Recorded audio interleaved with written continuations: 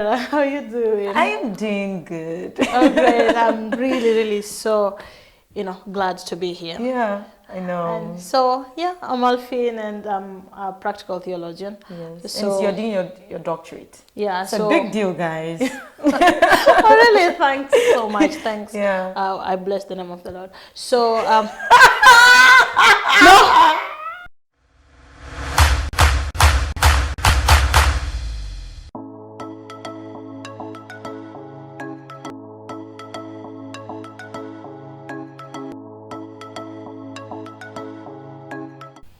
Hello everyone, welcome to my YouTube channel. It's been a long while, I'm aware of that. Today we want to discuss premarital sex, and it's a very important topic for me actually.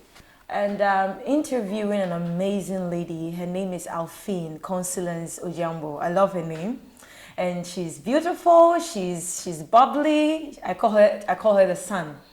You know, when she enters into the room, she comes with this ambience. And so I know that you guys are going to love her. So she's a doctoral student and in practical theology. And her research is on the role of spirituality of older African women in dealing with violence. It's a very important topic. And then she did her MA in contraceptives. So I find her research quite interesting. And I think people may even wonder, like, theology, wow, like, how are you doing, like, reflecting on this? I think this is what we really need to do as theologians and even as a church. These are some of the things that we need to go into to dissect. So yes, sit back, relax, and enjoy our conversation. So what is your personal response to premarital sex? And I'm quite curious about it. And why do people do it? What triggers it? But let's take it like step by step. What is your personal response to premarital sex? Wow. Big question, I would really say. I don't know. There are various reasons as, why people literally engage into, premarital sex. But now before I come to what I treat as personal, like my views really. So I did this research on, premarital sex, and the limitations of this research was, it focused on the, all the teenagers. But I've tried to really, think through to see if it actually can, apply to all the people. Like, let's talk of people who are 30 and, they're not married. So then that is premarital sex.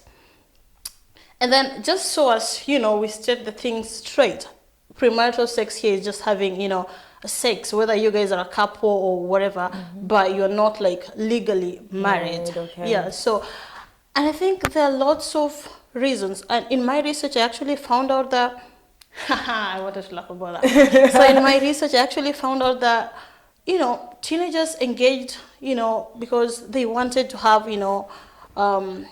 money to buy their things, things that they needed.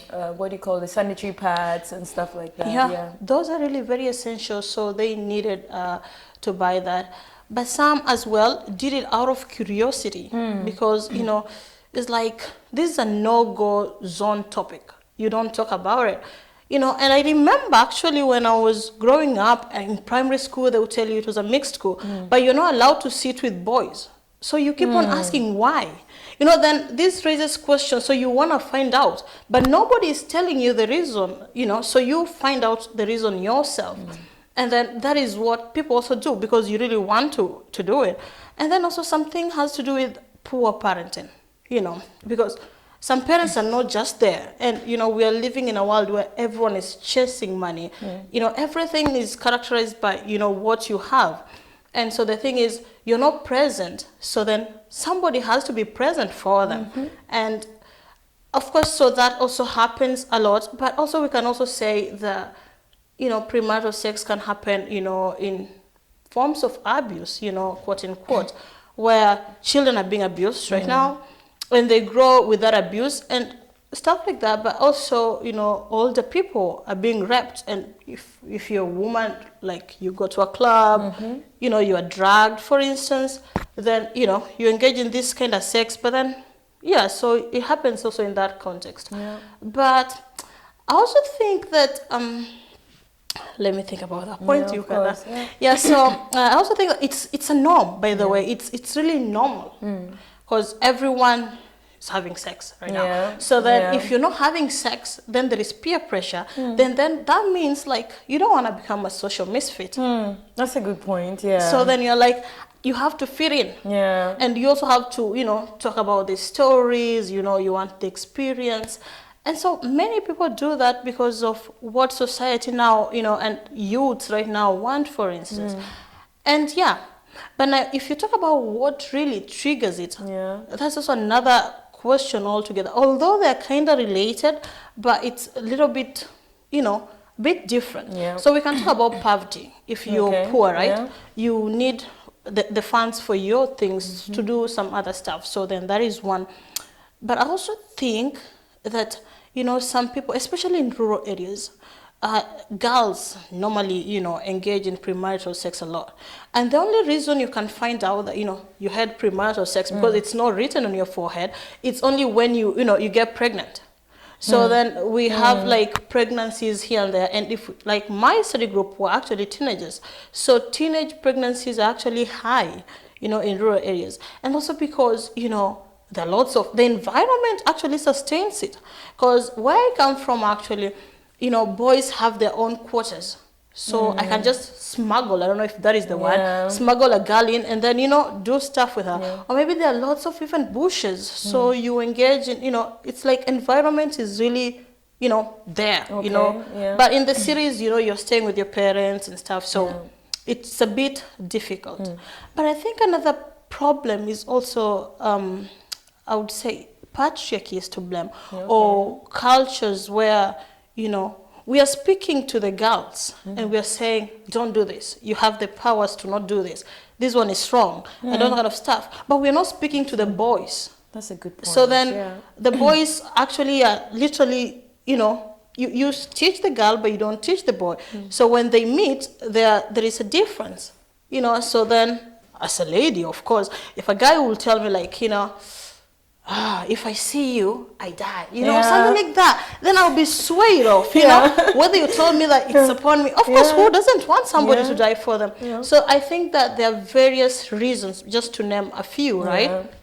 I like it when, before you continue, I like it when you talked about the curiosity aspect of it. And and you were saying that in school, girls are seated in a particular position and guys so it's like we start asking ourselves questions. Why are you doing this? I want to really understand why there's this separation, because it reminds me in my primary school days where girls were separated from boys. So in the class, girls are seated on the right, the guys are on the left hand side. And at the end of the day, you dare not to walk with a guy or a boy when you go for a break. And so it raises questions. So the girl or the boy would start questioning themselves. Why are you not allowing us to, connect? And then they want to find their own answers. And then they get into it and they understand that, oh, we can do this. And there's excitement in doing and that. So I think it's a very strong point you made, and I just wanted to speak up onto that, but you can continue. Yeah, and I think, but I really also like how you noted. I don't know if you grew up in Ghana, so I don't know if that is actually also what happens in Ghana. I think not all schools, but the school I went to was, but then some schools allow the boys to mingle with the girls. But some don't. Yeah, I get it, because I think even in church, I went to a Catholic church growing up, like until I was like 13, 14. But then we had rows and men will sit here and then ladies will sit the other end. But then at times you sit the other end and then they say, no, you're sitting in the wrong side. So what is, we start telling kids about sexuality, that there is a difference between this men and then this women, but we are not explaining. So, ladies are supposed to sit in a particular way. Boys can sit whichever way they want. So all this raises questions. And as you say, like, we're actually curious creatures.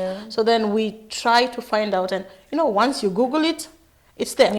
Some people engage in premarital sex because, they're looking for something, especially money, because financial exchanges actually characterize largely the relationships people have, especially the premarital ones. But also because we do it out of curiosity. And when I say we, because you grow up not, knowing anything about sex. And as you mentioned earlier, people really don't talk about sex. So, you're curious to find out what sex is really. But also the whole thing is also the context.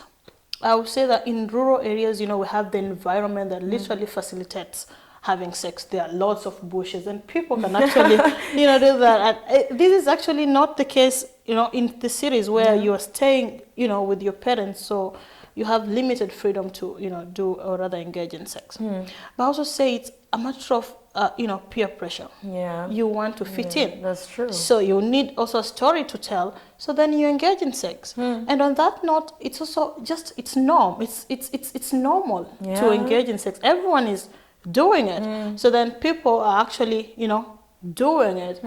But I also think that, the pressure is so much on the ladies. Okay, because tell me about girls, it, yeah. Oh, really? Yeah, I will. Like in patriarchal cultures, actually, people speak to, ladies a lot, even in churches.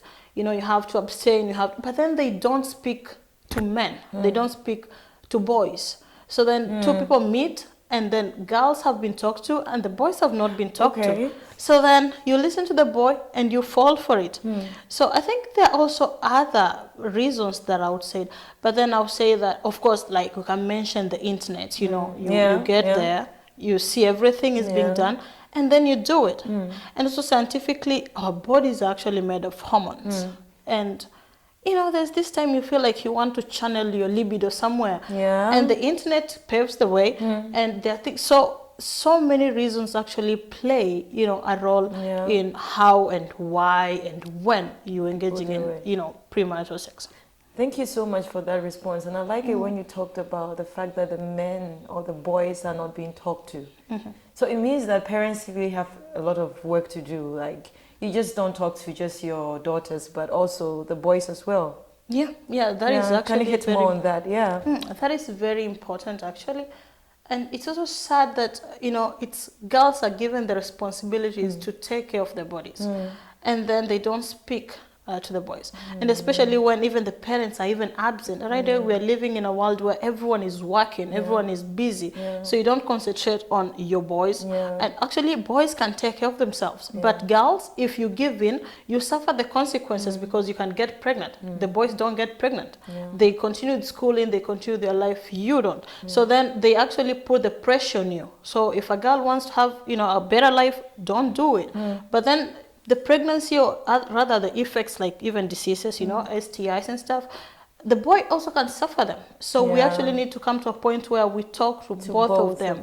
It's really very important. And I think we are not also ruling the fact that some parents also talk to their boys. Of course, some parents do, but then we could also say that most boys are not spoken to, and I think it's important we do that. And then it leads me to my second question. I mean, it's quite a dicey question, but here it comes. Is abstinence possible? Wow. Wow. Is it really possible? Because it's hard, right? Wow. I mean, I'm just right now thinking about why you're really asking that question. Is it really possible? So I think, yes, abstinence really works. But, we also have a part to play. One, we actually need to be very patient, and, learn to wait until the right person comes, and then the right context, which is in most cases marriage, as the church would say, and the family would say marriage, and then engage in sex. But I also think we need to literally talk about sex, because we are literally engaging in sex because of, we know nothing about sex.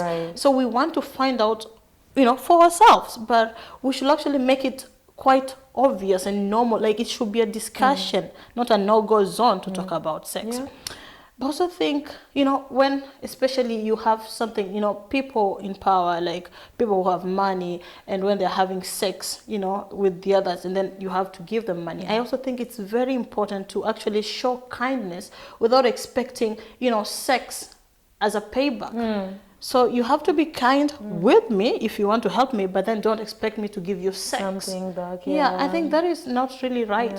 And also on that note, I I think that we really need just to be there, for our sisters, our brothers.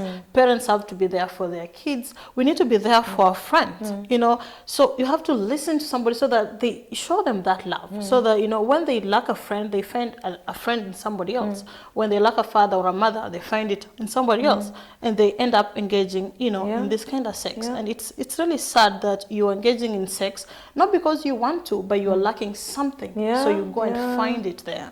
You said something quite profound, that we need to talk about sex. Yeah. Because I think because we don't talk about it, then people want to know why. Because the question of why should we even wait? Why should we even be patient? Because then if everybody is doing it and it's nice and it feels good when you do it, then why must I wait? I think that will lead me to the third question, which is what are the benefits of abstinence before marriage? Or let's say, why should we wait before marriage? Really? I think I love that question, I would say. And I would say that, well, of course, waiting, right, will actually have great benefits, as you say. But one thing is, some people engage in sex with people just to add them to their list of numbers and say, I had sex with this person, so that they can chill with the boys and talk with the girls and talk about you. And, some things, are not really there. You just know that this one is not a relationship. In that kind of relationship, then you don't really have to engage in that one relationship. So it's important that you wait in that context. But also you have to literally wait, to enhance, your relationship with God. Because sometimes you literally have to step back and give everything that you might literally hold dear. Like even if that is football, in the context, for instance, you want to seek the face of God, pertaining some particular thing, then it's important that you literally wait to actually seek the face of God in something, But I think I also say that it's also good, actually, to wait, because premarital sex, and if you're not using contraceptives, you can end up having babies. That's also very true, and even STIs and all of that. And you're not ready for that, and then perhaps the person as well is not really ready for that. So I think it's really very, very important that you wait. Reminds me, I was having a conversation with a friend. I don't know if it is you or someone else, and she was telling me that, relationship with a guy, or a guy being in a romantic relationship with a girl, and sometimes it's just the sex, and you don't find anything outside the sex. So when there's no sex, it's like there is no relationship. And then I think it was you, right? Oh, yeah. I don't know. I think it maybe someone else. I think so. I like to talk about it. She told me that then she thinks that there should be something more to the sex. So what are some things that we can do together to solidify this relationship that doesn't necessarily have to be like having the intercourse? Like it could be a conversation, it could be having a game together, or getting to know each other better. Because from conversations I've had with married couples, they tell me that when they get married, you wouldn't want to have sex every day. There are some days where you don't even want to have it at all. So the thing is, in those times when you don't want to have sex, what then is keeping the marriage? So that means that in your relationship, if it was all about that, then the marriage cannot really stand strong, because all that is sex. What do you have to say about that as well? Honestly, I totally agree with you.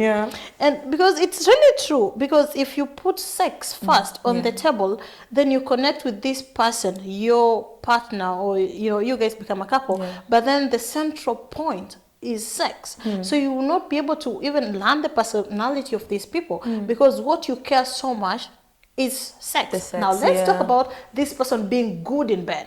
You even know they're very aggressive. They're not understanding, they're not what you need, in a man, or I'm talking to you like because you're a woman, right? In a man.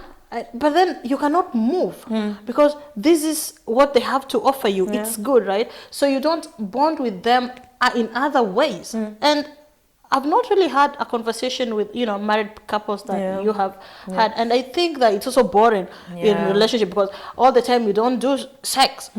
So I think you need to understand the person in different ways. You can go to the movies, you can play games, You can go whatever, hiking or anything, so that you keep on learning what this person likes just outside sex.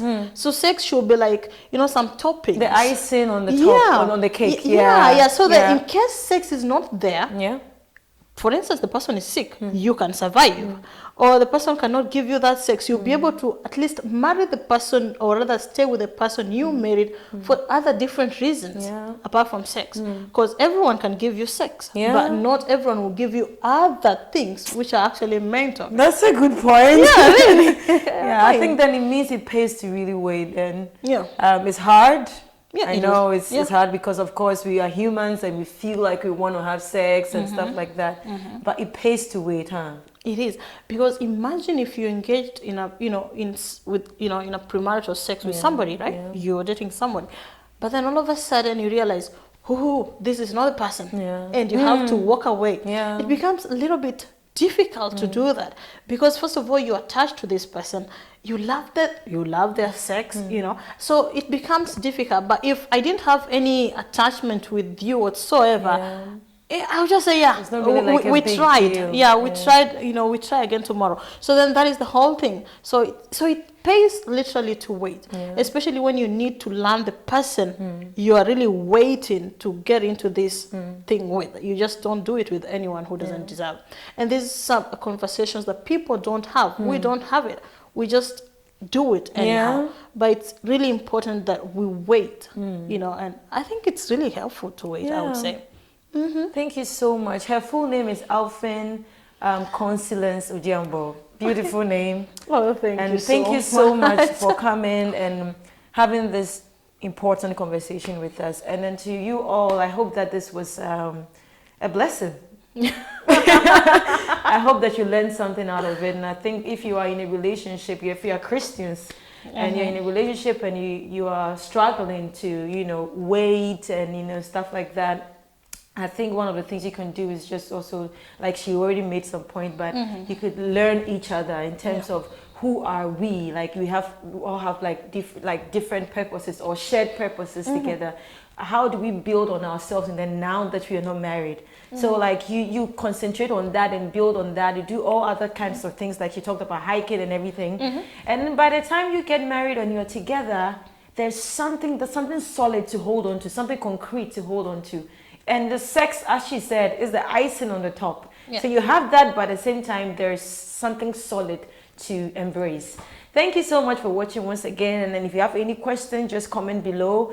And also share with your friends. Let them comment as well. And subscribe to this channel. And as well, click on the notification bell so that when we post any videos, you have access to it. Thank you for watching once again. Bye.